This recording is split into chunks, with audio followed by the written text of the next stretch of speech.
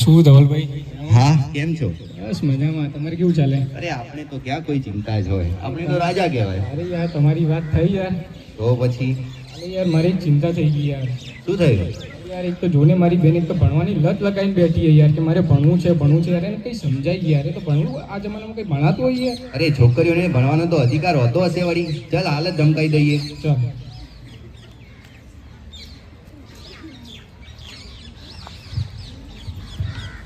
મને આઝાદી જોઈએ, મને આઝાદી જોઈએ, આઝાદી આઝાદી.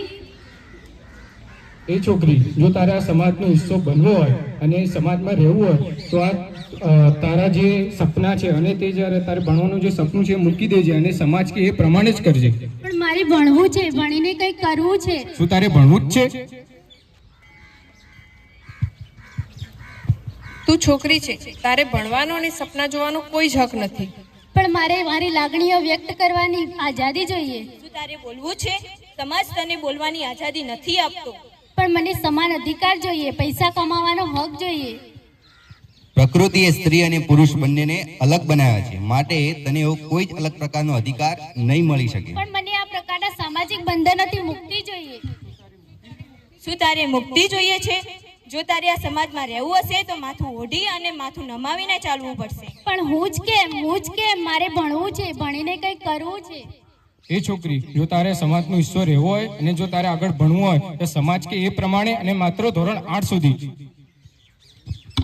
તારે કામ કરવાની કોઈ જરૂર નથી. તારી જગ્યા રસોઈ ઘરમાં જ છે અને જો તારે કામ કરવું હોય તો કર, પણ માત્ર રસોઈ ઘરમાં જ. અને તને બોલવાનો પણ અધિકાર નથી. જો તારે બોલવું હોય તો અમે કહીએ એટલું જ. तुम पढ़ नहीं सकती, बोल नहीं सकती, काम नहीं कर सकती. तुम बोल नहीं सकती, बोल नहीं सकती, काम नहीं कर सकती. આ કેવો સમાજ છે જે મને બોલવાની, વિચારોને અભિવ્યક્ત કરવાની સ્વતંત્રતા આપતો નથી?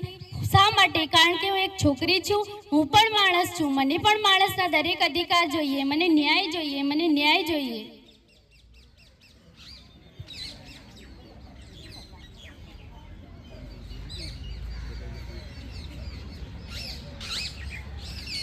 તમે કોણ?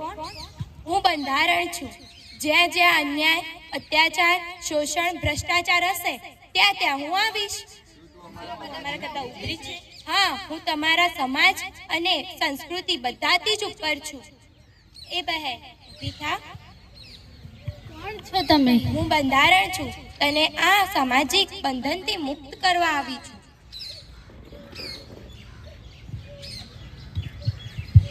એમ તું કહે ને અમે થોડા માની લેવાના. આ જુઓ, આ ભારતીય બંધારણનું પુસ્તક છે.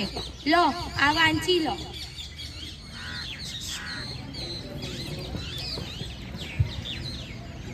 અરે ભાઈ, આમાં તો એવું લખ્યું છે કે સ્ત્રી અને પુરુષ બંનેને સમાન ગણવાના.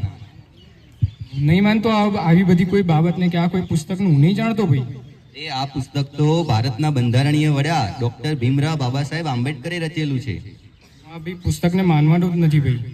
પણ જો આપણે નહીં માનીએ તો આપણને પોલીસ પકડી જશે. તો યાર માનવી પડશે યાર. હા, તો ચલો આ બધાને પણ સમજાવીએ કે જો આ પુસ્તકના અંદર લખેલી બાબતોને નહીં માને તો કાયદાકીય પગલાં લેવામાં આવશે.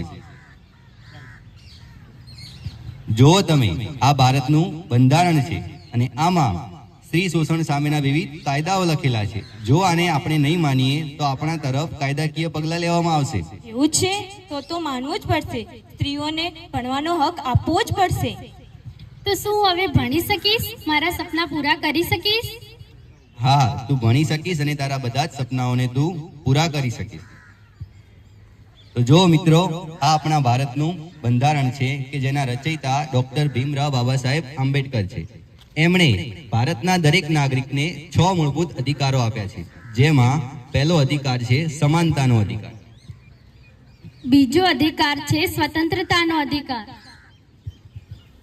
બીજો અધિકાર છે શોષણ સામેનો વિરોધનો અધિકાર. ચોથો અધિકાર છે શૈક્ષણિક અને સાંસ્કૃતિક વારસાનો અધિકાર. પાંચમો અધિકાર છે ધાર્મિક સ્વતંત્રતાનો અધિકાર. છઠ્ઠો અધિકાર છે બંધારણીય ઇલાજોનો અધિકાર.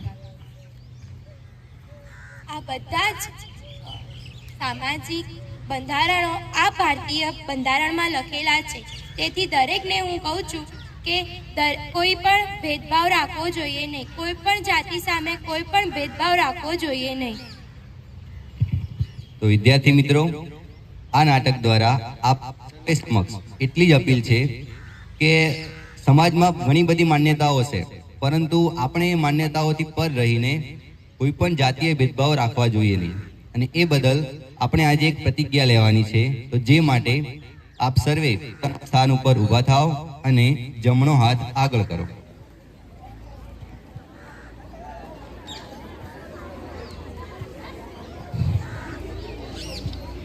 હું આજથી પ્રતિજ્ઞા લઉં છું કે ભારતના બંધારણમાં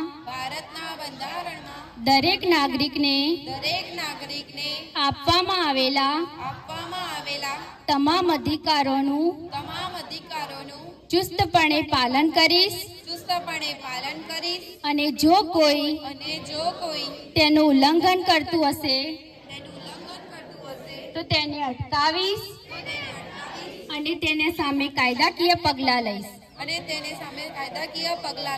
જય હિન્દ, જય ભારત. જય હિન્દ, જય ભારત.